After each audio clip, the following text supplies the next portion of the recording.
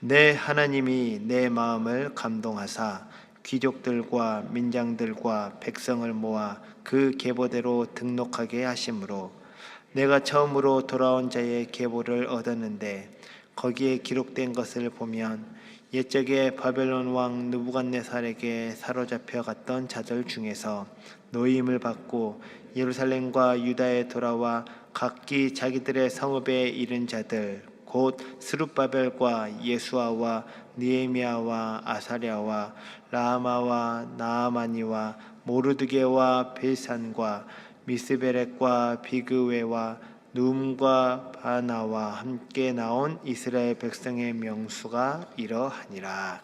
아멘. 오늘 본문 느헤미야 7장 5절부터 60절까지는 그 예루살렘 성벽 그 재건 이후 이루어진 인구 조사와 그리고 그 명단을 기록한 내용입니다. 표면적으로는 단순한 명단처럼 보일 수 있지만 이 기록은 하나님의 그 신학 안에서 볼 때에 깊은 의미를 담고 있습니다. 이스라엘 백성이 바벨론 포로 생활을 마치고 그리고 예루살렘으로 돌아오는 그 여정은 단순한 역사적 사건이 아닙니다. 이는 하나님의 그 약속이 이루어지는 과정이고 그리고 그분의 구원 계획이 성취되는 중요한 순간 중에 하나입니다. 중요한 점은 이 구원의 계획이 공동체를 통해서 시작되고 공동체를 통해서 완성이 되었다라는 것입니다. 하나님께서는 그분의 그 역사의 중요한 부분을 이 공동체와 함께 시작하셨으며 그리고 그분의 역사에 동참한 사람들을 잊지 않으셨다라는 것을 오늘 말씀을 통해서 저희들 가운데 다시 한 번 더 가르쳐주고 계십니다. 제가 우리 성도님들과 첫 번째로 나누고자 하는 말씀의 내용은 하나님께서는 그 하나님의 계획을 공동체를 통해 이루어 가시고 그리고 이를 위해 사람들을 감동시키신다라는 것입니다. 하나님은 언제나 공동체를 통해서 그분의 계획을 이루어 오셨습니다. 오늘 본문에서 느헤미야는 예루살렘 성벽 재건 이후에 성 안에 더 많은 주민이 필요하다라는 것을 깨닫게 됩니다. 그리고 그 필요성에 따라 인구 조사를 하고자 합니다. 이 조사는 단순히 어떤 행정적인 절차가 아니고 하나님께서 주도하시는 그 구원 계획의 일부였다라는 것을 저희들은 알 수가 있습니다. 예루살렘은 오랜 기간 폐허된 상태였고 그곳에 거주하는 것에 대한 두려움과 불안함이 있었습니다. 그러나 그 성벽을 만들고 그리고 성벽을 이제는 보수했다고 해서 예루살렘에 더 많은 사람들이 들어와 살게 된 것도 아니었습니다. 그래서 느헤미야는 이를 해결하기 위해 유대에 거주하는 백성들의 동태를 살피고 그리고 이들에 대한 정확한 숫자를 파악하고자 했던 것입니다. 저희들이 성경을 보면 이스라엘 그 역사 가운데에 여러 번의 그 인구조사가 있었음을 알 수가 있습니다. 출애굽기에서는 먼저 성막을 세우기 전 인구조사를 하게 됩니다. 성막을 세우기 위해 필요한 숫자가, 필요한 성도들의 수가 얼마나 되는지를 먼저 확인했던 것입니다. 민수기에서는 전쟁에 대비하고 전쟁을 준비하기 위한 인구조사를 시행합니다. 느헤미야의 인구조사 또한 어쩌면 이러한 전통을 따랐다라고 할 수가 있습니다. 바빌론 포로에서 돌아온 그 백성들의 명단을 다시 작성함으로써 새로운 이스라엘의 그 공동체, 그 기초를 다지고 그리고 그들의 신앙적인 사명을 다시 한 번 더 확인하고자 했었던 어떤 그런 의미를 담고 있는 것입니다. 이처럼 하나님께서는 언제나 그분의 계획을 이 땅에서 이루어 가실 때에 한 개인을 넘어서 공동체를 통해 그 뜻을 성취해 가신다라고 확인할 수가 있습니다. 이는 창조의 섭리이자 성경 전반에 걸친 중요한 패턴이기도 합니다. 저희가 잘 아는 것처럼 창세기 12장에서 하나님은 아브라함에게 그와 그의 후손이 땅과 그리고 그 모든 족속에게 복이 될 것이다 라고 약속해 주셨습니다.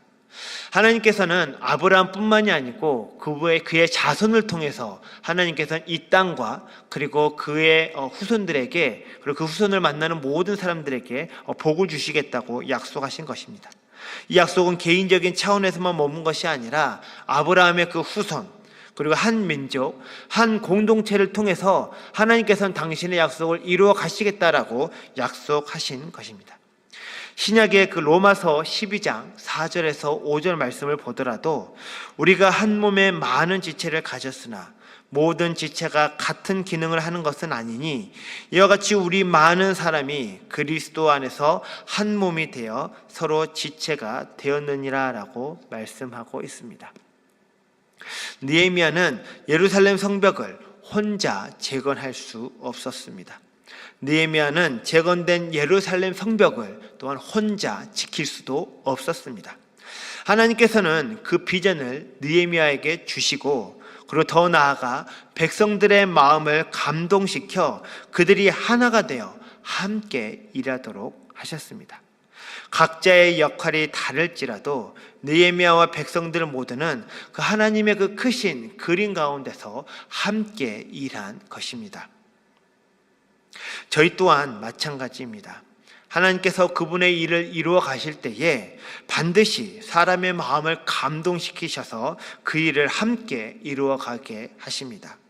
교회 안에서 분명 서로 다른 일을 그리고 서로 다른 역할을 감당한다 할지라도 하나님께서는 앞서 읽은 로마서의 말씀과 같이 그리스도 안에서 한 몸이 되게 하시어 저희로 한 지체 그리고 한 성도 그리고 한 교회 안에서 하나님의 일을 이루어 가게 하십니다. 이것이 바로 하나님의 방식입니다. 우리가 이러한 하나님의 질서에 순종할 때에 하나님께서는 우리를 사용하셔서 반드시 그분의 뜻을 이루실 것입니다. 두 번째 제가 성도님들과 나누고자 하는 그 말씀은 하나님께서는 순종한 자들을 결코 잊지 아니하시고 그들의 이름을 기억하신다라는 것입니다. 느헤미야는 오늘 말씀에서 귀족들 그리고 민장들 백성들을 모아 인구조사를 실시했고 이 명단은 예루살렘에 거주할 그 주민으로서 특별하게 선정됩니다. 앞서 말씀드렸던 것처럼 비록 성벽이 완성되었다 할지라도 예루살렘은 누구든 살고자 할 만큼 매력적인 도시는 아니었습니다. 여전히 거기에는 원수들의 위협이 있었고 그리고 여전히 피폐된 그 성읍과 그리고 땅의 상태로 말미암아 사람들이 살기에는 척박한 곳이었습니다. 많은 사람들이 분명 바벨론에서 그들이 결단하고 이 유대 땅으로 돌아왔지만 예루살렘에 거하는 사람들이 그렇게 많지는 않았습니다. 그렇기 때문에 많은 사람들은 유대 땅 곳곳에 흩어져서 살아가고 있었고 그들은 또다시 예루살렘에 살기 위해 그들의 터전을 옮겨야 하는 그런 불편함을 감수해야 했던 것입니다. 그런데 이들은 그러한 하나님의 뜻과 그리고 하나님께서 감동시키신 그 느헤미야의 그 명령에 순종해서 그들은 예루살렘으로 다시 돌아오게 됩니다. 하나님께서 그분의 뜻에 순종한 자들을 결코 잊지 않으신다라는 것을 오늘 본문을 통해서 다시 한 번 더 저희들에게 보여주고 있습니다. 비록 저희들이 다 읽지는 않았지만 오늘 본문은 정말 방대한 절수를 기록하면서 정말 이 땅 가운데 느헤미야를 통하여 하나님께서 감동시키신 그 명령에 순종한 자들이 누구였는지를 분명하게 보여주고 있습니다. 느헤미야 7장에 나오는 그 귀한 자의 명단은 그들의 순종을 상징적으로 보여주는 예다라고 할 수 있는 것입니다. 이 명단에는 바벨론에서 돌아온 12명의 지도자와 그들의 후손 그리고 종교 지도자들이 기록되어 있습니다.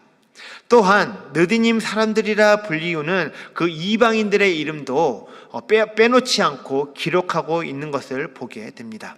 특별히 이 느디님 사람들은 포로기 이후 레위인들을 돕는 자들로 알려져 있는데 그들의 기원은 저희들이 아는 것처럼 전쟁에서 승리한 후 레위인들에게 주어진 그 이스라엘 전에 있었던 가나안 족속 그 포로들이었습니다.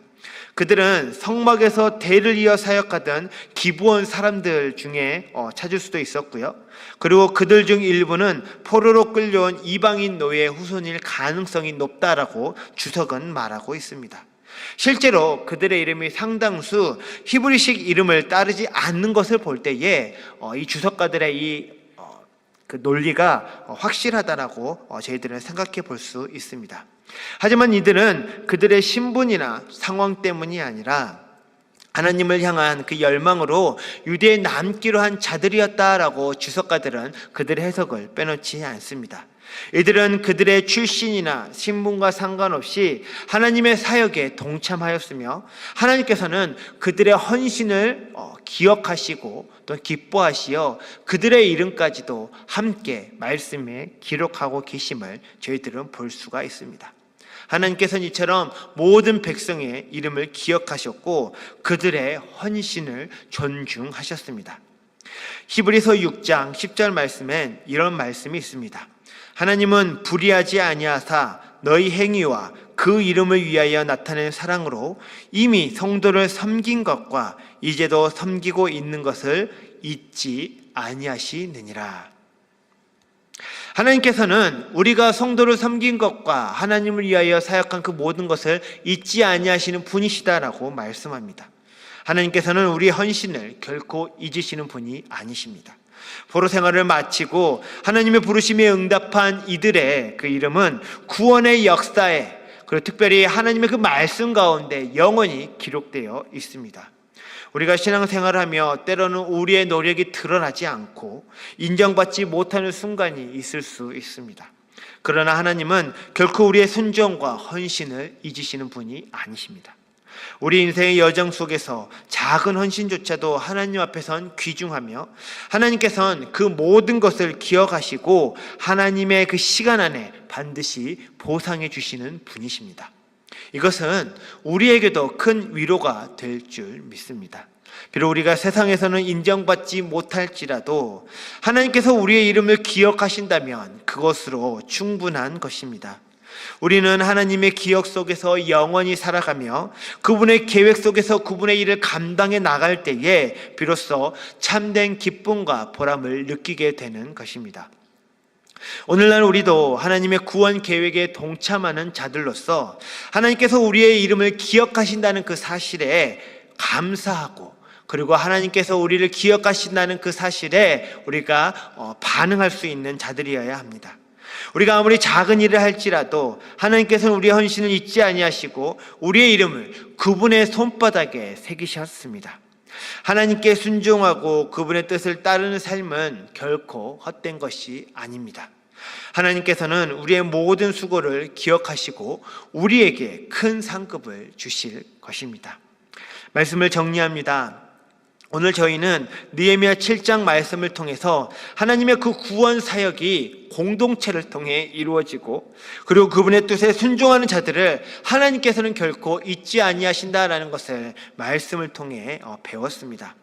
하나님은 오늘날에도 우리를 그분의 구원 계획에 동참시키시고 또한 동참하게 하시기 위하여 우리를 부르십니다. 우리가 그 부르심에 응답하고 하나님의 감동을 따라 순종할 때에 하나님께서는 우리의 이름을 기억하시고 우리의 헌신을 귀히 여기실 것입니다. 우리는 이 귀한 진리를 마음에 새기고 공동체의 일원으로서 하나님의 구원 사역에 적극적으로 동참해야 할 줄 믿습니다. 하나님께서 우리와 함께 하시며 우리의 모든 헌신을 기억하시는 그 하나님의 그 신실하심을 믿을 때에 하나님께서 우리를 통하여 이루어 가실 그 공동체의 그 특별하신 사역과, 그리고 공동체와 함께 우리의 사역을 이루어 가시는 하나님의 그 귀하신 능력 가운데에서 우리는 늘 기뻐하며 하나님을 찬양할 수 있는 복된 성도들이 될 줄 믿습니다.